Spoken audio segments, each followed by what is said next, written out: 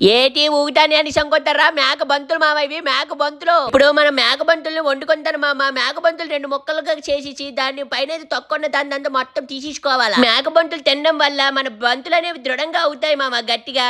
దాంతో పాటు ఏంటంటే పెళ్ళైనోళ్ళు పెళ్లి కానోళ్ళకి కూడా ఇవి దృఢంగా అయిపోతాయి. జిమ్కి వెళ్ళి కష్టపడేదానికన్నా ఈ బంతులు తింటూ ఉంటే ఆరోగ్యంగా బలంగా గట్టిగా తయారవుతారు. ఇప్పుడైతే మనం ఉడకబెట్టుకుంటాను మామ, పసుపు ఉప్పు వేసి మరి.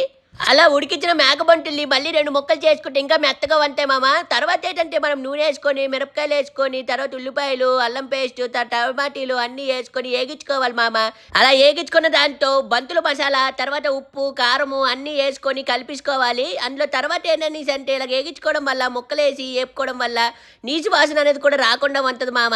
చివరిలో ఉప్పు తక్కువై ఉప్పు కూడా వేసేసుకోవడము ఎక్స్ట్రాగా. తర్వాత ఏంటని అంటే ఈ కూర అంతా ఒక గిన్నెలో తీసుకొని అన్నం వేసుకొని వచ్చాను. అప్పుడు ఆ మేక గోళీల్ని కలిపించుకొని అదే మొత్తం పిసుకొని తింటూ ఉంటే మేకబత్తుల రుచి అలగలగా ఉంటుంది, అదిరిపోద్ది, అబ్బబ్బబ్బ అన్నట్టే ఉంటది. మీ ఫ్రెండ్స్ లో కూడా నాలాగే ఎవరైనా మీ ఫ్రెండ్స్ లో గుత్తుల సమస్య కాయల సమస్య బంతుల సమస్య ఉన్న వాళ్ళకి వీడియో అయితే షేర్ చేయండి. మా ఫ్రెండ్ కూడా అలాగే తినిపిస్తున్నాను.